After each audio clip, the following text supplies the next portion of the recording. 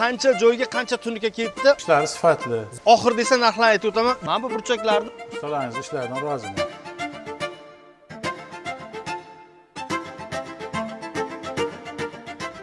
Assalomu alaykum azizlar. Kamina usta Abdulloh jamoamiz bilan birga tashqi fasad ishlarini amalga oshiramiz. Biz qadriyatli ustalar jamoasiga asos soldik. Qadriyatli ustalar sizning uyingizni tashqi fasadlarini juda ham chiroyli, zamonaviy qilib xizmatlarni amalga oshiramiz. Navbatdagi ishimiz Samarqand viloyati Oqdaryo tumani Choyjavol qishlog'ida Amir Temur mahallasida Abdulaziz akamizning xonadonlarini tunikafonlarini chiroyli qilib tugatdik. Endi ushbu tunikafonlar haqida sizga ma'lumot beraman. Qancha joyga qancha tunuka ketdi, oxir desa narxlarni aytib o'taman. Videoni oxirigacha ko'ring. Mana bu tashqari qismimiz azizlar, bu boshidan u boshigacha 14,5 metr, devordan chiqishi 70 chiqqan. Mana bu burchagi esa 25 metr ketgan uzunligi. Bu fasonimiz ko'rib turganlaringda qaymoq rangda bo'lgan, oralariga tilla rangli tunikalardan ishlatganmiz, dutili variantda bo'lgan, 90 gradusli. Mana bu yoqlarni ham ko'rsatib yuboring. Juda ham chiroyli chiqqan. Bu uzunavorisiga 25 metr ketgan. Mana shu tartibda 25 metrimizga 70 chiqqan. Mana bu burchaklarda ustalarning mahoratlari bilinadi. Mana dutilari hammasi juda chiroyli chiqqan. Endi esa ichkari qismi haqida ham sizlarga tushuntirib o'taman. Keling. Ichkari qismimiz darvozaxona kirganingizdan keyin darvozaxonamiz bor. Mana bu yerda. Darvozaxonamizning uzunligi 13 metr. Eniga 4 metrmi Abdulaziz aka? 5 metr. Eniga 5 metr, bunaqasiga 13 metr ketgan. Mana bunaqasiga 20 metr, bunaqasiga 5 metr. Demak, 25 metrga 1 metr chiqqan.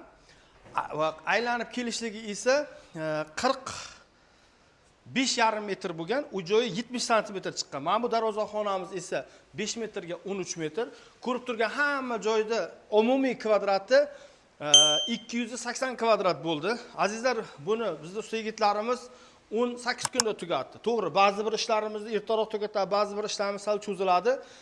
Tez bo'lganini ham, sal cho'zilganlarini ham aytib qo'ysak, maqsadga muvofiq bo'ladi. Chunki bizlarda muhimi birinchi o'rinda turadigan narsa bu qadriyat.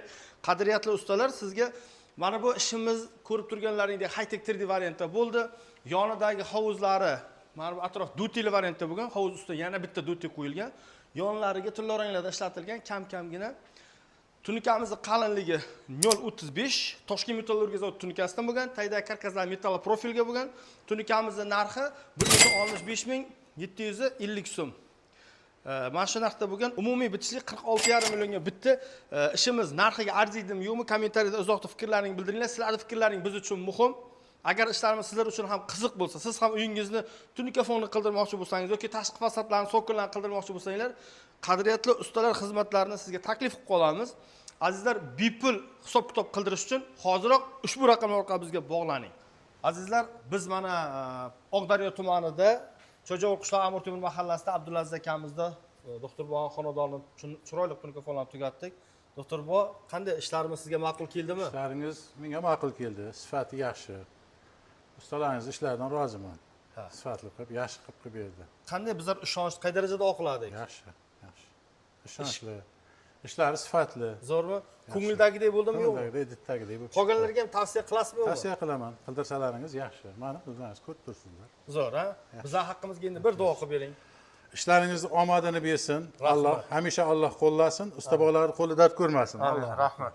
Azizlar, sizlarning uylaringizni ham mana shunaqangi mijozda roziligini birinchi o'ringa qo'yadigan ustalar jamoasi uyingizni tunikafon qilishni xohlasangiz, pastdagi raqamlar orqali bizga bog'lanib buyurtma berishingiz mumkin. Agar siz bizni musofirdan kuzatayotgan bo'lsangiz, Telegram, WhatsApp imolarimiz ishlab turibdi. Bizni kuzatishda davom etinglar.